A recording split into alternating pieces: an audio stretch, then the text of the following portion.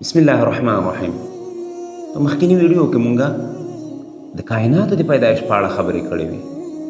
دا ویډیو مو د لومړني انسان د پیدایش په باره کې بحث ته ځانګړې کړې. نو هیله ده ویډیو را سره تر پایه وګورئ او نظرونه مو په کمنټ کې شریک کړئ. السلام علیکم. په دې هیله چې ټول به روغ جوړ یاست. کله چې الله عز وجل کائنات پیدا کړ نو د هغه نه وروسته یې ملائک، پیریان او ابلیس پیدا کړ. خو کله چې انسان پیدا کوو نو ډیر وخت تیر شوی و. دغه وخت مونږه په اسلامي معلوماتو کې پیدا کولی ونه شو. خو د ساینسدانانو د وینا مطابق د کائناتو د انسان په پیدایش کې 14 میلیارده کاله تیر شوي. یعنی 14 میلیارده کاله وروسته الله عز وجل یو ملائک ته امر وکړ چې لاړ شي او د ټولې ځمکې نه خاور راټوله کړي. یو حدیث شریف کې داسې راځي: ان الله قبض قبضة من جميع الارض.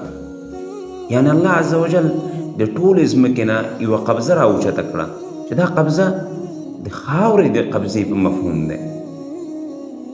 خو دا چې د الله په امر راټوله شوې دا خاوره او د ملائک په واسطه راټوله شوې نو ځکه یې الله ته نسبت شوی دی. دغه ملائک مختلف ډولونه د خاورې راټول کړل، یعنی سره، سپینه، توره او هر رنګه خاوره چې په دې ځمکه وجود لري دا یې راټول کړل او الله عز وجل ته یې راوړل. الله عز وجل دغه خاوره لمده کړه او بیا یې په خپلو لاسونو باندې واغږله چې دا د انسان ډیر اوچته مرتبه او ډیر اوچت شرافت ښیي.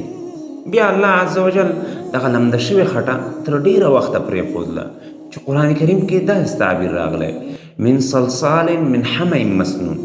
یعنې په دې معنا چې په دې خټه باندې ډیر وخت تیر شوی و او د کې یو رقم بدبویي او تغییر راغلی و.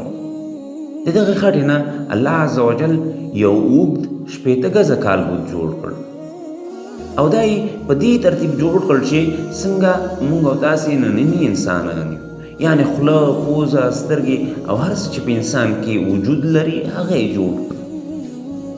دغه کالبد د آدم علیه السلام کالبد او دا یې بیا جنت کې واچاوه. رسول الله صلی الله علیه وسلم فرمایي دغه وخت کې 2 کارونه پیښ شول. یو دا چې الله عز وجل زما نبوت ولیکه. څنګه؟ داسې فرمایي رسول الله صلی الله علیه وسلم: كنت نبیا و آدم بین الروح والجسد. یعنی زه نبی مقرر شوم او آدم علیه السلام د روح او جسد په منځ کې یا روح یې وجود کې نو داخل شوی. یوه بله واقعه هم دلته راغلی چې هغه د ابلیس لخوا په جنت کې د آدم علیه السلام کالبد لیدل او د هغه په باره کې یو تصور کول چې په دې باره کې به په بله ویډیو کې انشاءالله بحث کوو. دا و زموږ نننۍ ویډیو. تر بلې ویډیو د الله په امان. السلام علیکم ورحمة الله وبرکاته.